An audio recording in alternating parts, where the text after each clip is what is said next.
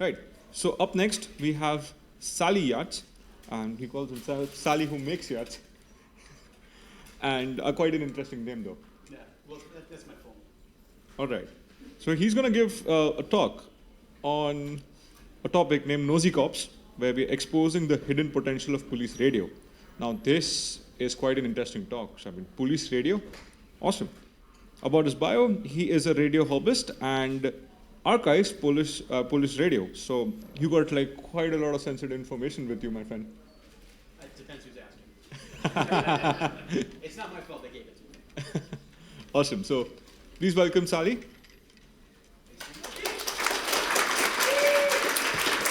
All right. We're going to have some fun. Let's throw that out there right now. So, well, before we can do this, how many people are actually from or around the Atlanta area? I know we have we're at a competing event. I know we have one back there. So I am from the Atlanta area, so that's honestly where it's going to be, where we're going to be centered around. I understand it says it's police radio, but this is very much a show and tell. It's not a show up and a throw up. So we're going to go through just what you need to know about this kind of vulnerability. It's in a weird state. We'll kind of define it because it's one of those vulnerabilities that's been around for like 20 years and no one really cared. And then all of a sudden I started posting it on Twitter, and then they really started caring. We'll demonstrate a few different ways to actually capture their audio and to actually show it through the front end, and then kind of discover what's up for grabs.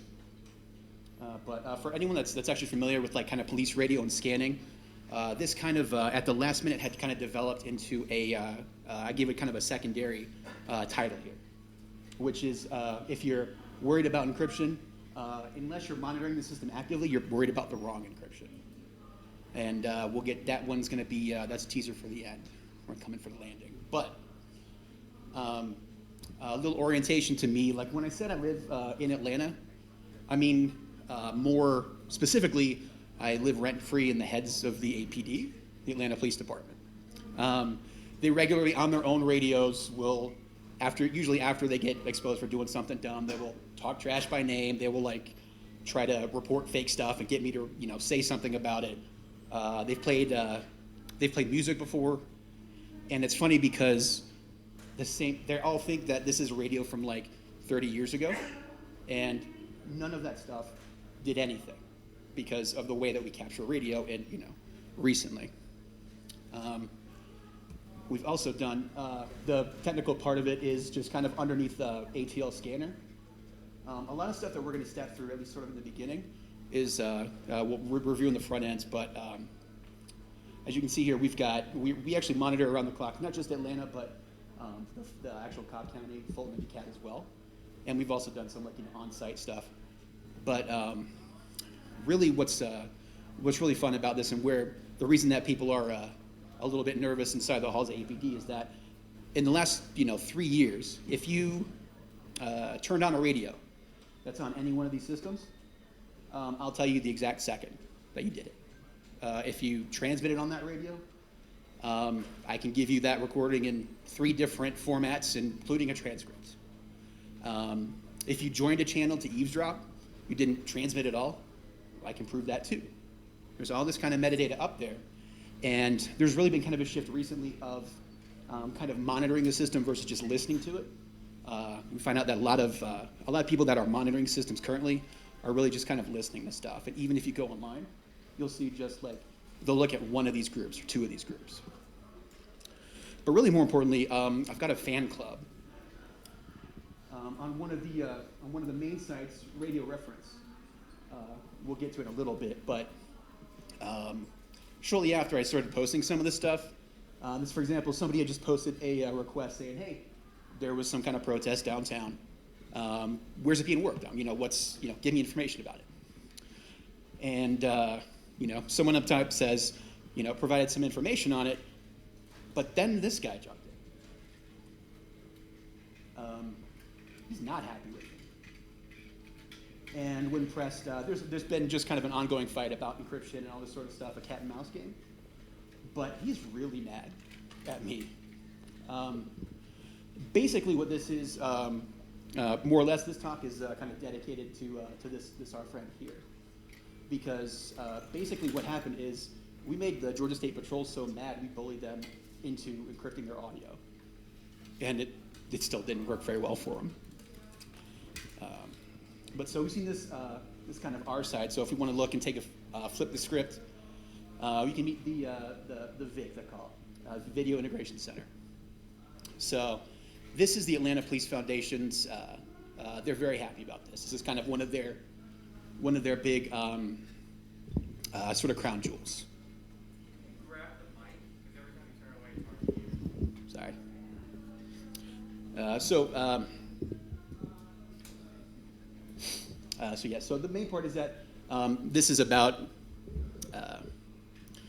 So this is kind of their whole surveillance thing, right? And it's it was established in 2007. In 2012, as it always happens, some rich guy from Buckhead donated a bunch of money, so they put his name in front of it. But really, what's interesting is that even past all of this, all these different things listed, like the cameras, the LPRs, there's also stuff like, of course, social media monitoring and all that kind of stuff. This, as recently as 2017, it was like a third of the Police Foundation's budget, and so it's really they're really invested in it. For example, especially around the events in the host hotels, we recently had the Super Bowl, and they love to brag about it. They talk about, we have license plate readers everywhere now. We have top flight cameras with 360-degree coverage, pan, tilt, zoom, all this stuff. They're very happy about it sometimes, and then they have some reports about this, like our friends from Comparatech. They actually had come out that a few times now, we've actually made, Atlanta has actually made the list of top 10 surveilled cities in the world, just because it's something about 25,000 cameras, I think was the latest one. Once you add things like transit cameras and other things that they kind of have access to but don't, and it's really something to keep in mind. But I think it's really important to keep an ear on the system, because that means you can hear what happens, right? You can hear it firsthand. So hopefully we're going to have some audio.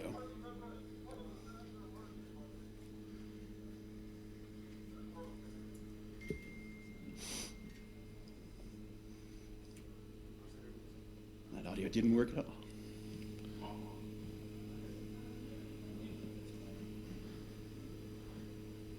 All right.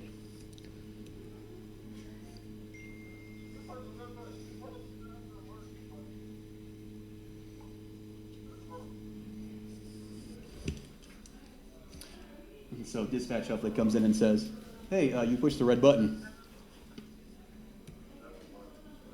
And then they speak up and they go, yeah, never mind.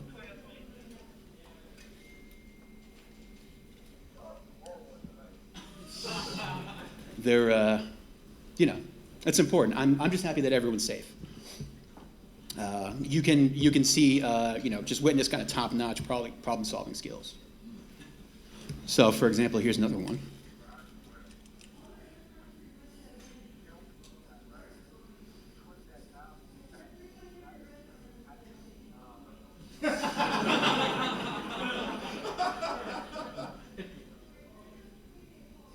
It's very, very important.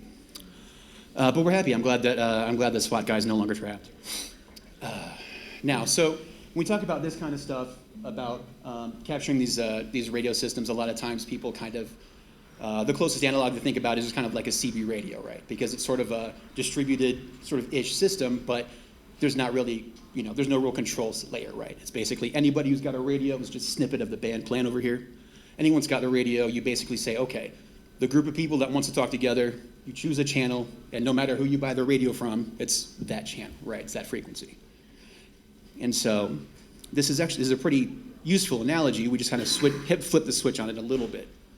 And so in this case, if we look at the police radio, so for example, for the Atlanta system, this is their band plan, right? And so you can see they've got one site, 25 different frequencies listed.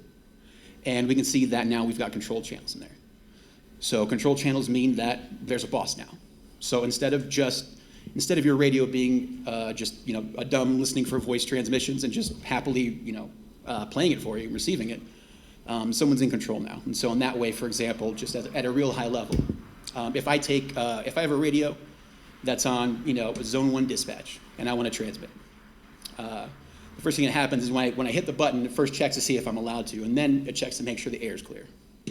And if I'm okay, then what it'll do is immediately tune my radio. It'll select one of these channels, tune my radio to the input frequency, and at the same time tune everybody else's who's on that same channel, that same talk group, to tune them to the output. So that way, that's just basically as soon as everyone receives it at the same time, just a simulcast transmission. And then it'll usually hang on that channel for like a second or two, and if nobody says anything else, then it'll kick them all back to the control channel at that point. But the main difference is a trunked radio system, you're not always on the voice channel, you're always listening to the control channel until it tells you to go somewhere, right? And so, since we've decoupled the frequencies and the kind of idea of channels, we have to figure out how we define our users. And so our users, it's just talk groups, right? And I mean, it's dead simple. It's just they have the decimal identifiers, all this text, all the alpha tags and stuff. That's local. That's not actually broadcast over the systems, right? So as far as the system knows, it just knows that my radio is associated and I'm on one of these talk groups, and so I'm joined to it. But before we can get to the metadata, we have to really kind of figure out what kind of system we're on. And so in this case, we'll give us a proper introduction. So this actually came from radioreference.com. So Radio Reference is the 800-pound gorilla as far as kind of terrestrial radio system info, right? Basically the way that I like to kind of term it is it's kind of like Shodan for sort of like radio boomers, in the sense that, especially if you go to the forums where you just saw, there's some interesting personalities, we'll say. But for our purposes, we just got to know what kind of system we're talking about. In this case, we're on a Project 25 Phase 2. What does that mean? Well, first, look at that graphic. That is, I don't know, this might just be me, but when I see a graphic like that, you kind of pick up on that like IBM design consultant like language. You know that there's some dudes in ties working just underneath. So there's a lot more going on. And so once we actually look at some of the things that we can do on the system, you can see all the normal voice calls that are available. But then we add some things like the radio management functions. So we've got the radio checks. So it's just pinging a radio, make sure it's on and online. Inhibit, uninhibit, that basically means if I have a radio and it gets stolen, I can basically quarantine it. That's my Apple lost mode, right? To find my iPhone. Basically, it'll let you just talk to you'll be on the control channel until it's told that it's uninhibited. The other, easy example would be if, for example, a police car has to go to like a body shop or something. They're not going to rip out the radio generally. What they're going to do is just uninhibit it when they send it to them. So that way they don't have to worry about them getting on it. If a car's stolen, if a police car is stolen, in the rare event that happens, I don't know why I'd mentioned it, they could inhibit it. And I'm sure they would. Also over-the-air programming, not only just over-the-air programming, but rekeying as well for encryption. If you pay for it. It's very expensive and real fun. But let's actually see where the rubber meets the road. So we've got a couple of different UIs that we're going to go through, and they are fantastic. So get ready. This is the finest in radio software. Yeah. This is software straight from the Netherlands. It's our friend's ARC 536 Pro. Basically, that's actually the representation of a physical radio. It's just connected via serial. And basically, when I first started, you can see, yes, this is just a clip from a Twitch stream because I had no servers yet. So I had to have some way to kind of broadcast it, and this was it. In this particular call, we've got just Stone Mountain decides that they come across somebody kind of sleeping, and they're checking up on him. And this one is really low. But basically, yeah, Officer 1 tells him the siren isn't working, not rousing him, so I'm going to go check and see if they're okay. So this is the cop number 2. Cop number 1 apparently is very busy. I got to get out and check, make sure they're not dead. And honestly, I hope the podcast was great, I guess, that they were listening to. It was riveting. But if you think this is a fantastic UI, I think anywhere else, people would hate this next one, but I think here you guys are going to love it. That's a work of art. This is DSD Plus, digital speech decoder, and specifically DSD Plus fast lane. And the reason it looks especially chaotic here is, I must admit, there are actually 2 instances running at the same time. Because one of the biggest things is when you're listening, you want to see what's going on. If you're only listening to dispatch, you're not listening to talk around channels and other different things. We call them the gossip channels. We call them that for a reason, because you get a lot of good context. But basically, as far as the UI is concerned, in the top left, that's just the rolling event log, right?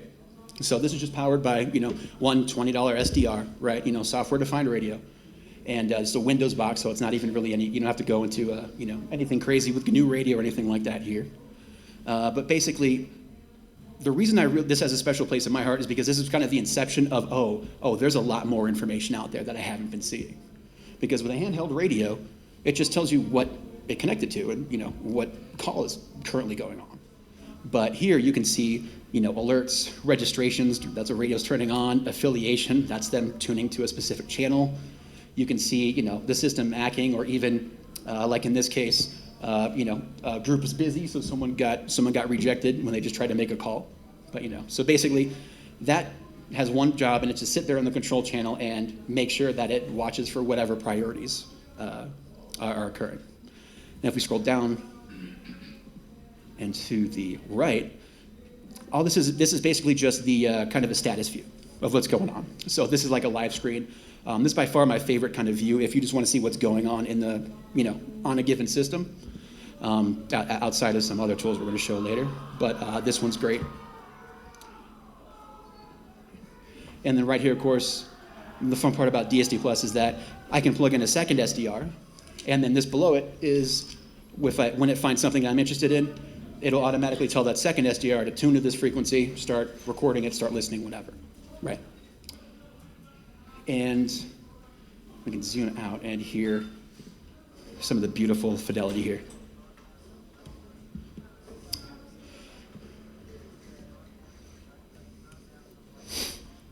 We had a bit of an incident in traffic.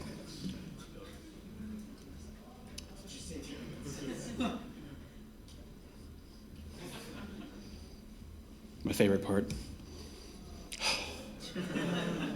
And these are great just because you can hear dispatch like holding back laughter, so it's pretty fun because you got to dispatch these calls and they're just going, yeah. And we have you can see I told you it's from Twitch, but okay, so we know that it's a fantastic UI, but how do we get it?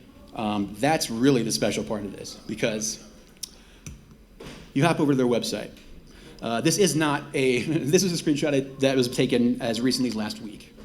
And that top post is from 2018 announcing the Fast Lane program. So we go, okay, well, let's just look into it and see.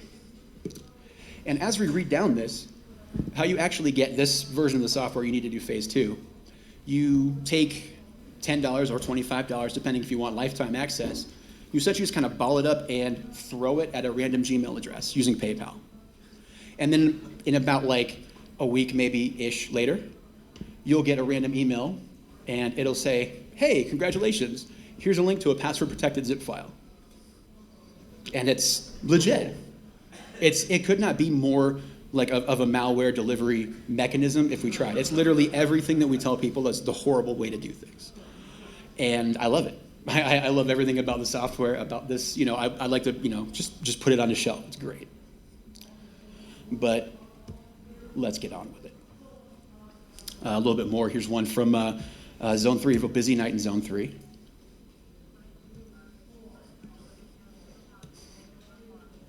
Asking how many calls he got. 7 calls and pending mean they have, basically 7 people waiting. And so they go, okay, how many units do we have ready? Nobody. Literally nobody signed on. So if anybody was curious, 6:24 p.m. might be a great time to just, go have some fun in Zone 3. But let's talk specifically about the front end, right? So this is actually called radio scanner. I included this just basically for reference when you download the deck. But basically, it's great. It's my favorite for kind of listening, remotely especially, because the real important part is that it's got these the iOS and the Android apps available, so you can actually scan, and if your phone won't lock and stop scanning and stuff. So it's really good for monitoring. And also, of course, you can see in the corner where you can feed it with a bunch of different recording programs. And then for the actual recording piece, what I use personally is Trunk Recorder.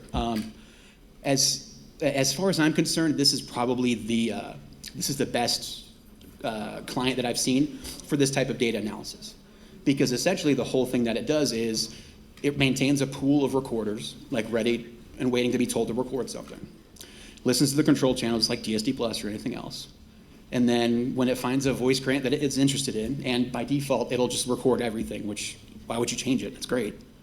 And it grabs an idle recorder, records those calls, and the important part here that's nice about Trunk Recorder is that instead of being focused on transmissions and having a real kind of choppy flow, it actually maintains it in conversations.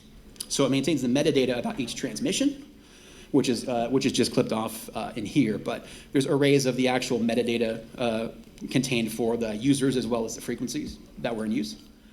And essentially all it does is once it's recorded it, it saves it, and then it'll just run a script. So, I mean, you can literally do anything with it.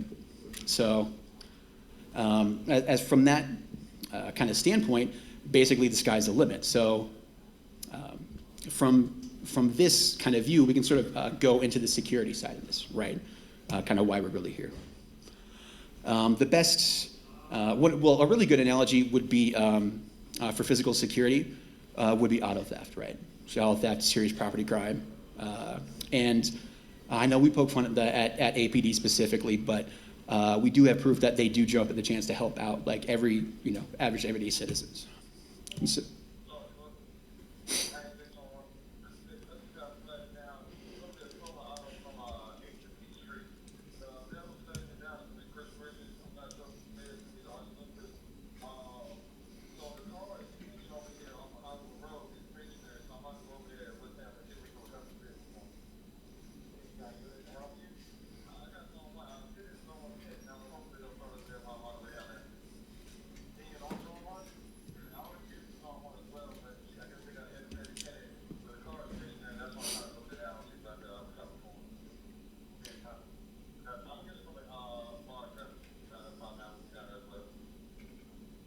sounded like a lot of words for I just want to ride with Ludacris, and I don't blame him. I don't blame him at all. But that just shows that we'll go above and beyond. You just have to be Ludacris. I try to live my life that way, but But the good thing is that this applies to all kinds of vehicles, and what's important, you'll notice that there are two of the lovely little clip art there for the audio files. So we're going to first hear the dispatch part, and then we're going to hear the gossip part to illustrate how important this is. Buckle up.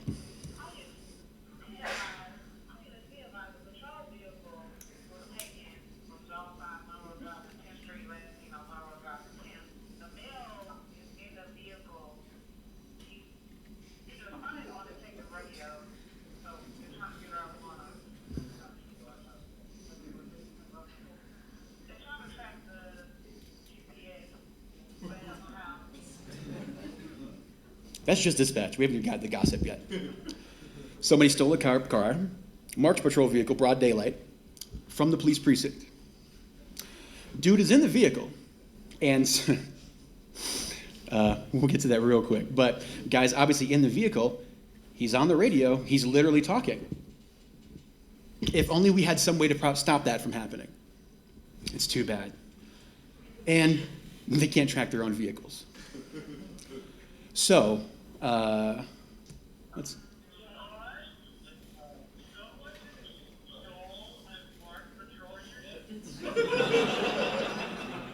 I think you'll agree that's really important to this section. Some additional background, some bonus. This dude was running around with lights and sirens around Atlanta. Cops started chasing each other because they had no idea. They saw one person with lights and sirens, so another person with lights and sirens would chase that one. This I really wasn't sure if I was just listening to like a training exercise or someone just messing around, because this was a fun day on the radio. But the real kicker here is that not only was it a supervisor, it was a supervisor who was working an extra job. So they weren't even acting like as a cop, just acting an extra job. Now, it's not security. Physical security is only one part of the equation, right? So, DEFCON, we've got to talk about information security. This next clip is very DEFCON.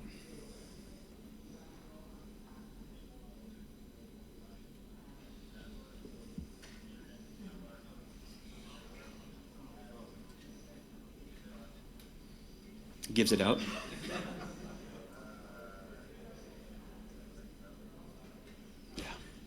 Yeah. So interesting what you'll see. Now, if we're being fair, that is just car internet, right? So that's like generic LTE. Like, it's probably FirstNet, so like they'll have priority, but it's not like a VPN or like, you know, nothing crazy. So it's like, all right, well, you're just being dumb, but like kind of bumbling dumb. That's foreboding, isn't it? Wait. Wait. So we get the credentials too.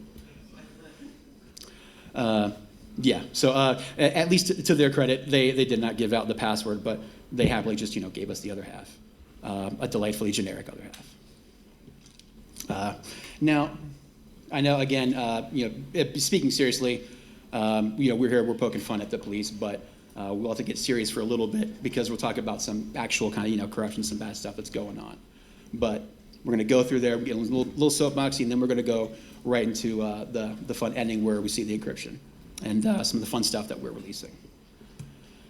And so in this case, you know, just acknowledging, we picked out some fun clips to share, but there's dangers involved. They're very much not on our side. They're very much mad. And as part of that, having this information, having this data becomes a lot more critical, because we can force some accountability at what little we can try, right?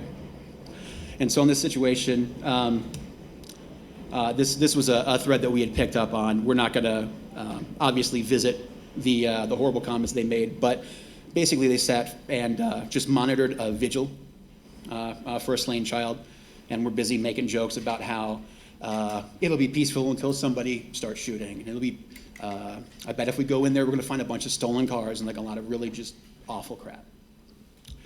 And the thing is, like I mentioned in the beginning,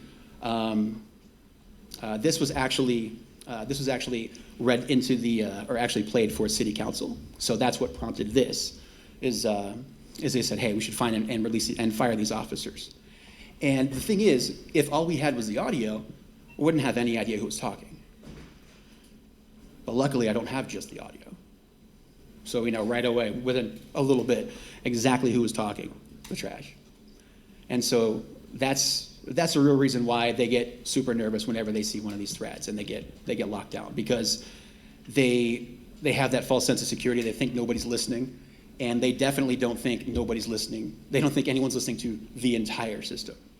But again, the whole name of the game is that we don't have to listen to the entire system. We can process it, treat it like a data source. Now, that goes not only for exposing misconduct, but exposing corruption. This one, you may have heard about it. If this is Cop City, honestly, if I devoted the entire talk, we wouldn't be able to give it the time it deserves, right? Basically, Police Foundation's trying to, you know, raise 400 acres and basically build a couple Counter-Strike maps so they can go out and, you know, practice being violent and awful. The whole reason personally that I started monitoring all this stuff a few years ago was because of seeing firsthand, you know, danger and brutality, especially in relation to protests. You know, they start out by trying to pull up protesters by just arresting everybody, right? So that way, even though it's bogus charges, they can't go back out there. So war of attrition. That didn't work, and they murdered somebody. They literally sent out the Georgia State Patrol and killed somebody. And that still didn't work. So their next step was to go out and just start charging everybody with domestic terrorism. Because why not, right? That same thing we've been screaming about. And those charges were so bogus that literally the DA just said, no, I'm not prosecuting these. Like 40 cases, like this is garbage. So it's a big deal. When that didn't work, they sent SWAT teams to raid a house and arrest bail fund volunteers under bogus charges. Money laundering, and basically corruption. And they did that with a dawn raid, like they love to do. Rolled out with a Bearcat, busted down the door, and essentially they were looking to kill more people. Luckily they didn't, but it's serious. So definitely resources out there to check out. The reason we bring this up was because literally the same day that they were monitoring that vigil and making fun of the slain 16-year-old girl, everyone out there, they literally ran. Well, I'll just let it play for you.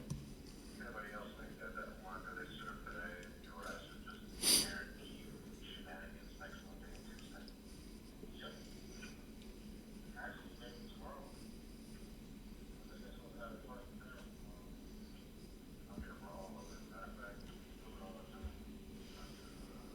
Overtime, talking about overtime, of course. It goes opposite ways. I mean, we've been putting pressure on them and back up all different angles. But one thing we gotta give up, especially if we're going after all the money. Especially if we're going after all the money.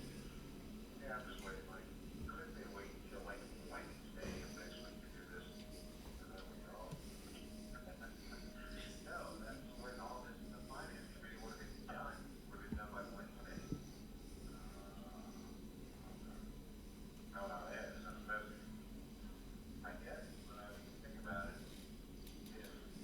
if they had just seen it that they did, in council, which, they're probably gonna vote for the money and everything's gonna go through, and then the grace is, right after you failed 2 days in a row with several warrant items.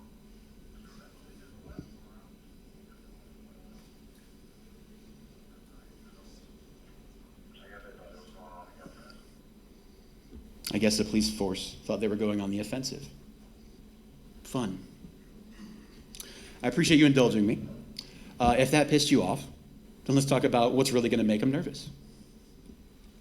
Now, the funniest thing happened as I was preparing for this talk. I stumbled across a document put out in March from CISA. And they helpfully described what I've been doing for the past 3 years. Said, hey, watch out for this. Someone might start doing this. And then we had that two Spider-Man meme moment. So, to understand, specifically where this kind of vulnerability lies, we just have to understand the difference real quick between the link layer and the traffic layer. And basically, the traffic layer is the voice, and the link layer, for our purposes, is just the control, right? Both of these topics talk about the link layer. So we're not talking about voice encryption at all. Voice encryption is separate. So we'll build this out a step, and you can see their setup, their helpful diagram of what we've been doing. So regardless of if that voice communication is encrypted, you can still see all the metadata about it. You can still see who's talking. You can see how long they've been talking. You can see who's joined. You can see all of that kind of stuff. You can see the activity and all of that extra information. I mean, I don't need to tell you guys, right? That's worth arguably more than the content. And the thing is, the reason that this isn't, is kind of huge is because this is just one of those examples where this has been kind of just sitting in the P25 standards for like 20 years at this point. And it's just kind of a known vulnerability. They're like, it's out there. Somebody could do this, but what weirdo is going to do this? It turns out quite a few. One reason I'll say specifically that drove me to kind of make sure we got the word out about this was that we noticed that other entities had started to kind of secretly sort of do this sort of same thing. And I noticed that nobody was really talking about it to the public, right? So, whoops. So, LLA and LLE, here's the TLDR. Link layer authentication just verifies that radio is who it says it is, right? So that's radio spoofing. We don't really care about that because monitoring is passive, right?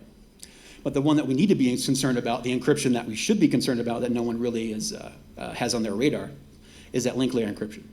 Link layer encryption is what's going to suck because basically that takes all the opcodes, all the control channels, all that stuff. The intent is to basically scramble it all. So at that point, Maybe you're looking at like just kind of brute force, listening to those voice channels and trying to piece it together, but that's rough, right? So if you're worried about audio encryption, it's annoying. It's not the end of the world. But LLE is going to be the end of the world, in that sense. And they've even helpfully given you a big scary statement, the important part of helpfully underlined for you right here. And it just says, the availability of the information sent as part of the P25 messages provides a great deal of intelligence about the users of the system. Intelligence that can be used against those users. Now, we can quibble over the terms being used against, but yeah, it's very valuable. And so the best thing we can do is say, think like a data source, kind of like a data scientist, and just start asking questions. The type of stuff you can get just purely based off of metadata is stuff like, just how many people are talking right now, right? Which talk groups are in use? Atlanta's got 240 or something. Fulton County's got like 500. So there's a lot of possible noise in there. But more importantly, you can start monitoring like actual people, right? Who's transmitting? What's going on? And as far as the nosy police, the reason that all of the tricks about people, doing a little radio theater and trying to get us to, report on stuff that's not real and just them thinking they're ruining our day. Basically, the main reason that a lot of that stuff didn't really kind of have an effect was because as we were monitoring all this information, as soon as I started parsing concentrating on the metadata versus just looking at the calls, but I realized that we hardly ever would have to actually actively monitor and listen to the system to find out when something's going on. Because, for example, when a fire call goes out, they send out a page, and then all of a sudden, 26 radios turn on, and they sign on to the fire department frequency. What do you think that means? I don't have to go and listen to that audio. I know that there's something happening. Same thing with, logically, with an encrypted channel. When a bunch of people sign on to the Capitol PD talk group, something's probably going on down in the state capitol. But the thing is, it's one of my favorite kind of vulnerabilities, because how are they going to patch like nosy cops? You really can't. I mean, you can't take them off because they have to have access to those channels. So they're kind of, we're just basically kind of exploiting that.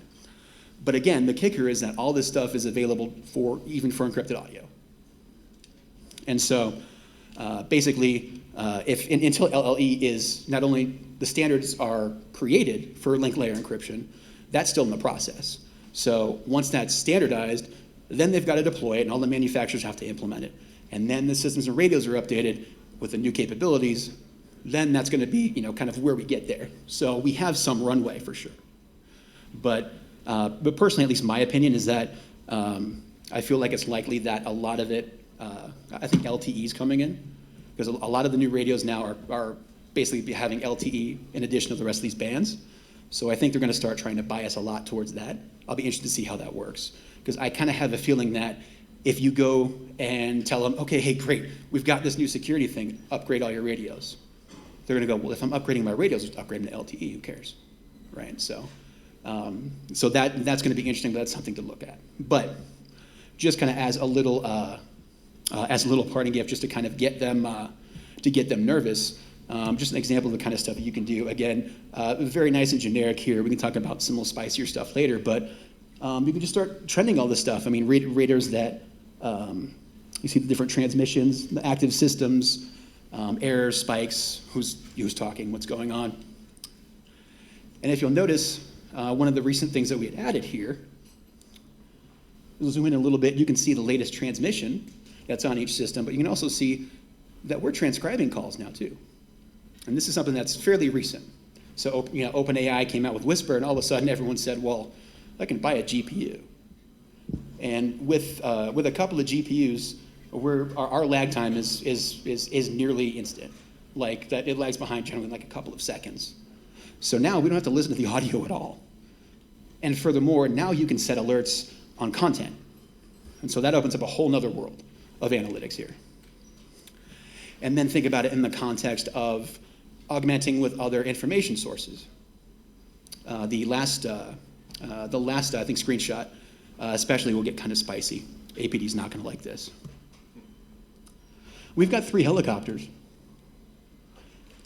Those helicopters all have radios in them. they tend to be turned on and working when they transmit. So every time they transmit, in the same way that we're keeping track of regular radios, now we know, okay, well, when those radios are transmitting, something's obviously happening.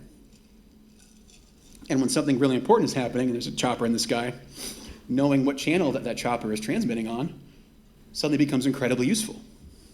When a chopper's in the air, and we look at, oh, well, their radio's talking on Zone 6 dispatch, so something's probably happening at Zone 6 dispatch. I don't even have to wait and look at that audio. I'll jump to Zone 6 because I'll hear them and what's actually happening, right? Yeah, this is where they really get nervous. But from that standpoint, I think the good part is that as we were building this new kind of part of the framework, we're able to kind of sort of modernize that whole ingest pipeline. And the good news is that if you're currently using any of these kind of setups, you're interested in doing that, we're going to be opening it up to actually being able to get access to do some of this as well. And just kind of finalizing the different ideas about, let's say, for example, if you're already set up, you have everything, and you just want to get the metadata so you can ingest it into your own tools, you can do that. Or if you just said, hey, I've got a system, I don't want to set up my own alerting, set up my alerts, that kind of stuff. But really, we ended up kind of accidentally making it really nice and efficient. So we'll figure as a stress test, anyone that wants to be interested, we can get set up and start running some of these analytics and see what kind of questions we can answer, right? But as far as that concerned, we can come in for a quick landing. I always like to be fair, so I always like to make sure that we give, in this case, we can give Atlanta Police the final word. Straight from there. That didn't get, they said defund the police. That clip they really don't like. But so as far as the content, I really appreciate everyone coming out. That's the end of this section. If there are any questions, I think if we have some time, we can certainly... I think we'll take it in the speaker room. If that's Perfect. Okay. Yeah. The speaker room is right next to this room. If you have any questions, you can be the speaker there. Cool. Thanks very much.